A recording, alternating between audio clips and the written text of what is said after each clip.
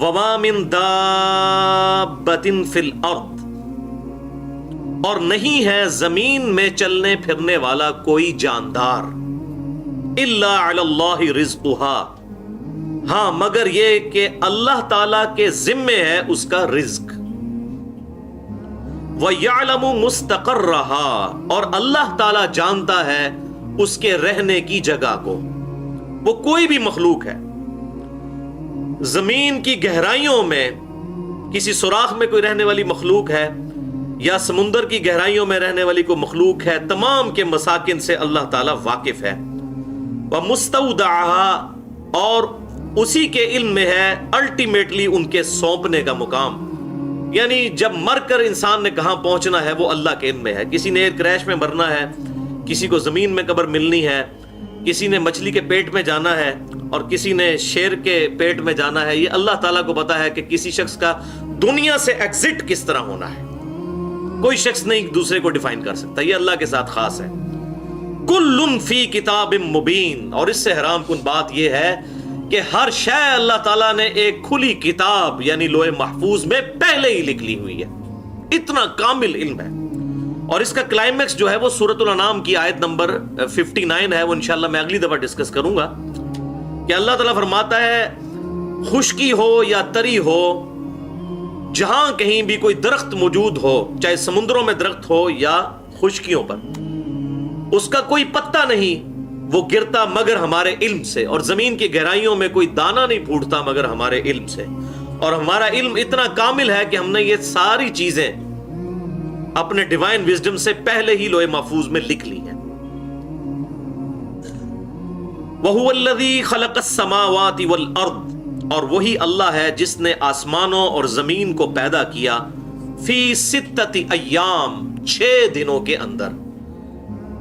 اب یہ ایام، یوم کا لفظ عربی میں ایک لانگ پیریڈ آف ٹائم کے لیے بھی استعمال ہوتا ہے، اس سے ضروری نہیں کہ یہ 24 گھنٹے ہی مراد ہوں، کیونکہ یہ 24 گھنٹے کا کانسیپٹ تو کائنات کے بننے کے بعد آیا، یہ اللہ تعالیٰ کے علم میں ہے کہ ان کی لینتھ کتنی تھی۔ قرآن پاک میں ایک جگہ آیا کہ اللہ تعالیٰ کے جو دن کی گنتی ہے وہ تمہارے 1000 برس کے برابر ہے، سورہ سجدہ میں آیا۔ اسی طریقے سے سورۃ المعارج میں آیا کہ قیامت کا دن 50,000 سال کا ایک دن ہوگا۔ تو اب یہ ایک دن کتنا لمبا ہے یہ اللہ کے ساتھ علم خاص ہے۔ بہرحال یہ 6 دن میں اللہ تعالیٰ نے زمین و آسمانوں کو پیدا فرمایا، اور جب بھی یہ ذکر ہو کہ زمین اور آسمانوں کو، تو اس سے مراد پوری کائنات ہوتا ہے۔ وَكَانَ عَرْشُهُ عَلَى الْمَاءِ، اور اس وقت اس کا عرش پانی پر تھا۔ لِيَبْلُوَكُمْ أَيُّكُمْ أَحْسَنُ عَمَلًا، اور یہ ساری کائنات اس لیے پیدا کی تاکہ اللہ تعالیٰ جانچے کہ تم میں سے کون اچھے اعمال کرتا ہے۔ زمین و آسمان کی پیدائش اور پوری کائنات کی پیدائش کا واحد مقصد انسان کا ٹیسٹ ہے، اور یہ ہیومن بینگ جو ہے یہ اللہ تعالیٰ کی کریشن کا کلائمیکس ہے۔ لَقَدْ خَلَقْنَا الْإِنسَانَ فِي أَحْسَنِ تَقْوِيمٍ، بے شک ہم نے انسان کو ایک بڑی اچھی پیدائش میں پیدا فرمایا۔ پوری کی پوری کائنات اللہ تعالیٰ نے انسان کے لیے پیدا فرمائی ہے، اور انسان کو اپنے لیے پیدا فرمایا ہے، وہ آج انشاءاللہ آیات بھی آ جائیں گی۔ وَلَئِن قُلْتَ إِنَّكُمْ مَبْعُوثُونَ، اور اے محبوب صلی اللہ علیہ وآلہ وسلم، اب اگر ان سے یہ فرمائیں، ان کافروں سے، کہ بے شک تمہیں مر کر تمہارے رب کی طرف لوٹنا ہے اور دوبارہ اٹھایا جانا ہے، من بعد الموت، اپنی موت کے بعد، لَيَقُولُنَّ الَّذِينَ كَفَرُوا، ضرور وہ لوگ جنہوں نے جان بوجھ کر کفر اختیار کیا ہوا ہے وہ کہیں گے ان هَذَا إِلَّا سِحْرٌ مُبِينٌ، یہ تو نہیں ہے بے شک کھلا جادو۔ جس نے نہیں ماننا اس نے نہیں ماننا، اور جس نے ذرا سی بھی اپنی عقل استعمال کی وہ حق تک ضرور پہنچ جائے گا۔ بہرحال اس حوالے سے جو تقدیر کے معاملات ہیں وہ انشاءاللہ اگلی دفعہ ڈسکس کروں گا۔ آج ہمارا ٹاپک جو ہے وہ اللہ تعالیٰ کی طرف سے رزق کی تقسیم کا مسئلہ۔ تو یہ 2 آیات ہیں۔ پہلی آیت جو ہے اس میں بالکل کلیئر کٹ آیا کہ اللہ تعالیٰ نے زمین پر چلنے پھرنے والے ہر جاندار، چاہے وہ سمندروں میں ہے یا خشکی میں ہے، اس کے رزق کا ذمہ اپنے اوپر خود لے لیا ہے۔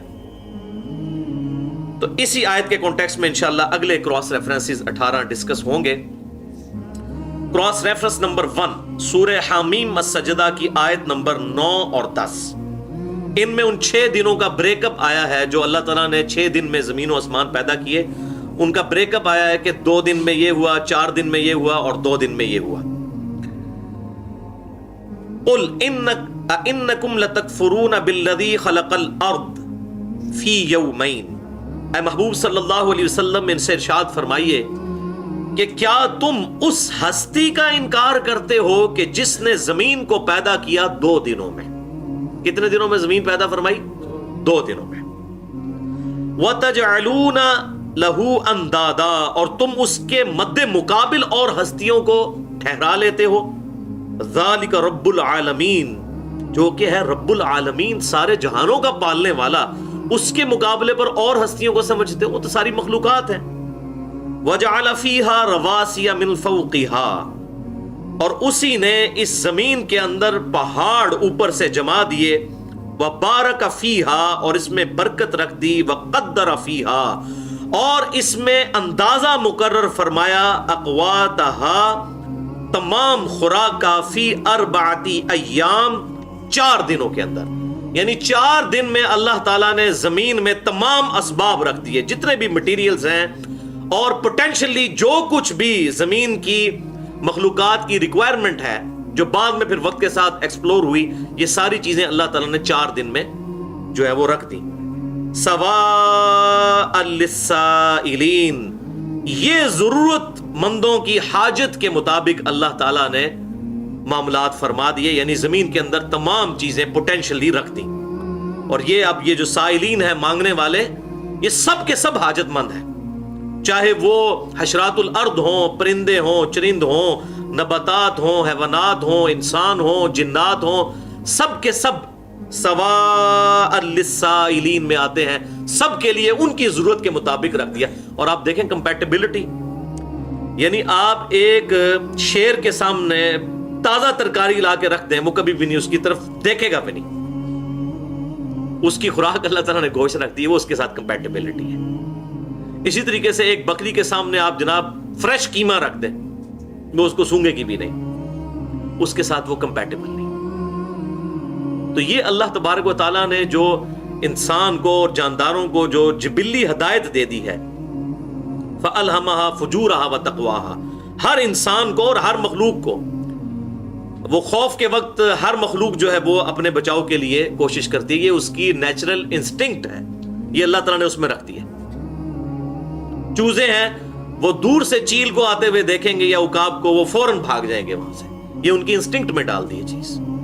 इसी तरीके से आप देखें ये क्रोकोडाइल्स जो हैं, मगरमच्छों के बच्चे जैसे ही पैदा होते हैं, अंडे से निकलते ही फौरन जो है पानी की तरफ जाते हैं। अब उनको कौन बताता है? ये उनकी इंस्टिंक्ट। चूजा जैसे ही अंडे से निकलता है वो खाना पीना भी शुरू कर देता है और पानी भी पीना शुरू कर देता है। और इंसान के बच्चे को आप देखें तो बड़ा कमजोर है। तो मखलूकात को अल्लाह ताला ने कितना इंस्टिंक्ट। अब ये छोटा बच्चा जो पैदा हुआ है, अगर उसको ये सिखाना पड़े कि उसने दूध कैसे पीना है, तो मेरे ख्याल है सारे इंटेलेक्चुअल्स मिलकर उसको समझा नहीं सकते, उसका इंटेलेक्चुअल लेवल ही इतना नहीं होता। तो उसकी इंस्टिंक्ट में है कि उसे पता है मैंने दूध कैसे पीना है। तो ये सारी की सारी चीजें अल्लाह ताला ने सारे हाजतमंदों के लिए जो है पोटेंशियली सब खुराक जो है इस जमीन के अंदर अल्लाह ताला ने रख दी है। तो इन आयात से ये पता चला कि अल्लाह तबारक व तआला ने क़यामत तक के लिए हर मखलूक की खुराक का और उसके लिए रिसोर्सेज का बंदोबस्त जमीन में कर दिया हुआ है, मटीरियल की फॉर्म में। अब गंदम की जो पैदावार है, सूरज की रोशनी के जरिए नबातात अपनी खुराक तैयार करते हैं और ये गंदम का पौधा निकलता है और इससे इंसान खाते हैं, चावल खाते हैं, आलू खाते हैं। ये तमाम की तमाम जो फूड सर्कल चल रहा है इस हवाले से, ये सब की सब चीजें अल्लाह तबारक व तआला ने इनको कंट्रोल किया हुआ है बड़े बैलेंस के साथ। इसी तरीके से वक्त के साथ साथ टेक्नोलॉजी की बरकत आप देखें, 1901 तक तकरीबन 1 अरब आबादी थी इंसानों की, और उस वक्त ये प्रेडिक्शंस होती थी 2001 में अगर 2 अरब हो गई तो मुसीबत पड़ जाएगी, कैसे लोगों की जरूरतें पूरी होंगी। लेकिन 2001 में 2 अरब नहीं हुई, 3 अरब भी नहीं हुई, 4 अरब भी नहीं हुई, 5 अरब भी नहीं हुई, 6 अरब के करीब, और अब तकरीबन 7 अरब के करीब आबादी हो चुकी है और सारी जरूरतें पूरी हो रही हैं। टेक्नोलॉजी ऐसी اور یہ ظاہر ہے یہ بادی بڑی، کیونکہ میڈیکل سائنس نے ترقی کی، انسان نے بیماریوں پر کنٹرول پا لیا. پہلے طاعون کے مرض سے ہی لاکھوں لوگ مر جاتے تھے. اسی طریقے سے باقی جو وبائی امراض ہیں اللہ تبارک و تعالیٰ نے انسانوں کو ایجوکیٹ کروایا اس acquired knowledge, the knowledge obtained through observations and experiments، اس کے ذریعے. اور ٹیکنالوجی کی آپ برکت دیکھ لیں کہ اگر آج 6 یا 7 ارب انسانوں کے لیے اگر جوتیاں موچی بنانا شروع کر دیں تو ہر گھر میں ایک موچی چاہیے. لیکن یہ ٹیکنالوجی کی برکت ہے کہ آج صرف چائنا نے اتنی جوتیاں بنا دی ہیں کہ شاید آئندہ 10 سال کے لیے بھی وہ نہ بنائیں تو پوری روئے ارض پہ جتنے لوگ موجود ہیں ان کے لیے جوتیاں کفایت کر جائیں گی اور سستی. اسی طریقے سے وہ زمین جس سے پہلے 1 من گندم نکلتی تھی، اب اسی زمین سے ٹیکنالوجی کی برکت سے 20 سے 40 من تک بھی گندم نکلتی ہے. تو یہ ٹیکنالوجی کی برکت، اسی اعتبار سے زمین اپنے خزانے اگل رہی ہے.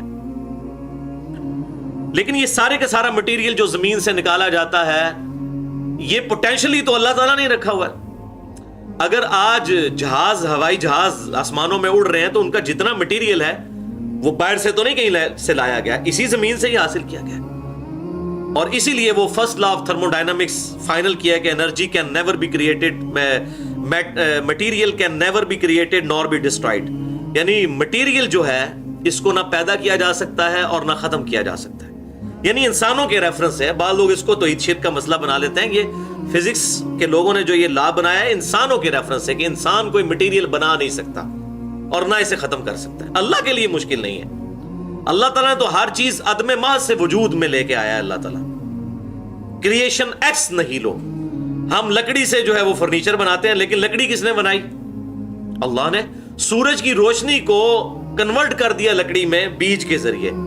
اب زمین و آسمان کی ساری مخلوقات مل کے یہ روشنی کے ذریعے کوئی لکڑی بنا کے بتائیں، یا اسی لکڑی کو جلا کر ہم روشنی حاصل کریں اور وہ راکھ سے دوبارہ لکڑی کو بنا کے بتا دیں؟ نہیں بنا سکتا. اسی لیے first law of thermo dynamics جو ہے کہ جو مادہ ہے اس کو نہ تو پیدا کیا جا سکتا ہے اور نہ ہی اس کو ڈسٹرائے کیا جا سکتا ہے. یہ انسانوں کے ریفرنس سے ہے. اسی طریقے سے وقت کے ساتھ ساتھ اللہ تبارک و تعالیٰ نے کیسی چیزیں ایکسپلور فرمائیں کہ آج سے 300 سال پہلے تک تقریباً زمین کے اندر تیل کے بارے میں کسی نے سوچا بھی نہیں تھا. تیل کا پہلا کنواں امریکہ کی جو ریاست ہے پنسلوینیا، اس میں 1748 میں دریافت ہوا. 1748 میں. آج 2014 چل رہی ہے، 2015 شروع ہونے والی ہے. یعنی جسٹ 300 سال پہلے، پورے 300 سال بھی نہیں گزرے. یہ جو احادیث میں تیل کا ذکر آتا ہے اور دیا جلانے کا، وہ کھانے والا تیل ہوتا تھا، سرسوں کا تیل یا زیتون کا تیل. مٹی کا تیل جو ہے یہ تو ابھی 250 سال 300 سال پہلے کی بات ہے. اور یہ جو ہماری عرب ریاستیں ہیں ان میں تو یہ ساری چیزیں 1960 کے بعد نکلی ہیں. اس سے پہلے تو دنیا کی غریب ترین قوم تھی یہ. جو حج کے لیے لوگ جاتے تھے، حاجیوں کے قافلے لوٹ لیے جاتے تھے، ان کے پاس تو روٹی بھی پوری نہیں ہوتی تھی. اور آج آپ دیکھیں وہاں پہ بہاریں ہی بہاریں. تو یہ زمین نے جو اپنا خزانہ اگلا ہے. اور اب اس سے بھی بڑی چیز جو ہے وہ سولر انرجی ہے. سولر انرجی کے اوپر جس طریقے سے ورکنگ شروع ہو رہی ہے تو دنیا میں کسی انرجی کی ضرورت ہی نہیں ہے، کیونکہ یہ ساری نان رینیویبل ریسورسز ہیں. تیل ایک نہ ایک دن ختم ہو جائے گا کیونکہ نیا نہیں پیدا ہو رہا، جو پرانا ہے وہی نکالتے جا رہے ہیں. لیکن سورج جب تک ہے اس وقت تک سورج کی روشنی ہے، اور سورج اگر نہیں رہے گا تو زمین پہ زندگی ویسے ہی ختم ہو جانی ہے. تو سورج کی روشنی کو سولر سیلز کے ذریعے سٹور کرنا، اس کے اوپر بڑا کام ہو رہا ہے. اب تو تقریباً جو ہے وہ کمرشل فلائٹس بھی شروع ہونے لگی ہیں. 5 یا 10 مسافروں والی جہاز بھی بنا لی ہیں سولر سیل کے اوپر چلنے والے. اور پاکستان میں جو یہ لوڈ شیڈنگ کی آفت آئی، اور اس آفت کی وجہ سے جو فتنہ آیا، یہ اس کی برکت سے یہ چیز آئی کہ یہاں پہ لوگوں کو یہ ٹیکنالوجی بھی پتہ چل گئی کہ سولر سیل کے ذریعے بھی انرجی پروڈیوس کی جاتی ہے. تو بہرحال باہر دنیا میں تو لوگ بڑی تیزی سے اس کی طرف شفٹ کر رہے ہیں.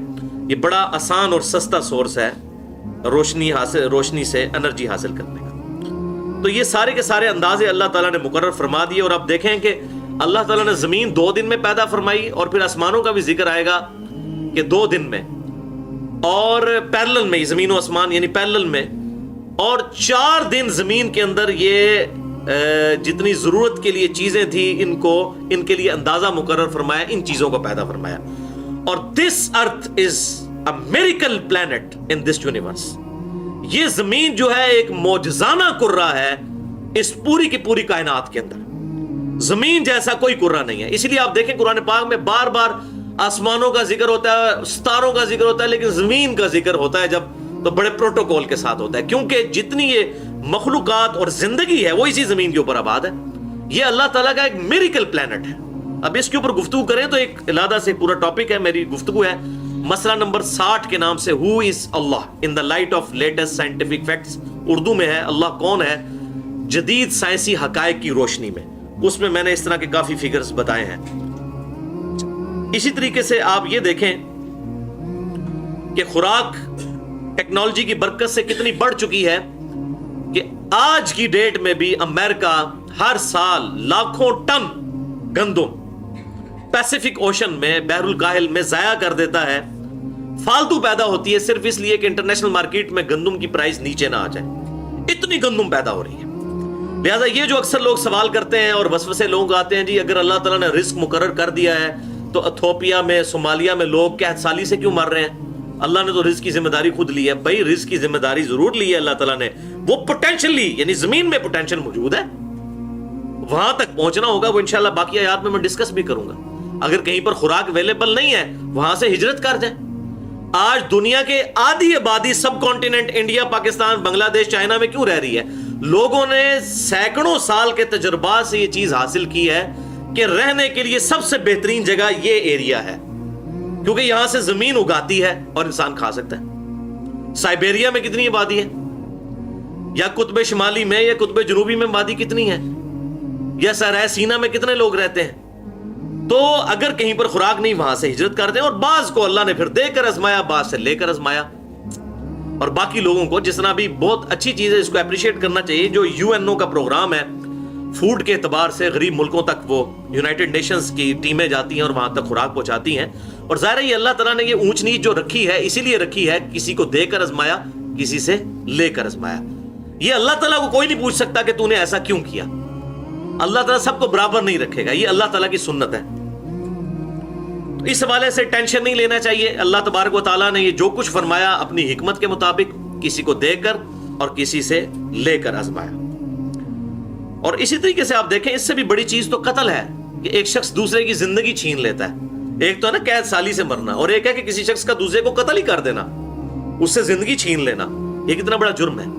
لیکن سورۃ البقرہ میں اللہ تعالیٰ نے فرمایا قصاص میں تمہارے لیے زندگی ہے, جو قتل کرے گا اس سے بدلہ لیا جائے گا. اس کو یہ نہیں کہا جائے گا کہ بھئی اللہ نے اس کی تقدیر میں لکھا ہوا تھا کہ اس نے مرنا ہے تو تو نے بالکل ٹھیک کیا ہے, تو نے تقدیر پوری کر دی. یہ نہیں کہا جائے گا, بلکہ اس سے بدلہ لیا جائے گا, قصاص لیا جائے گا یا دیت لی جائے گی.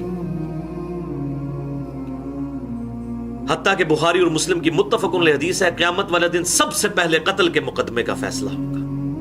سنن نبی داؤد میں سب سے پہلے نماز کے بارے میں سوال ہوگا, وہ حقوق اللہ ہے.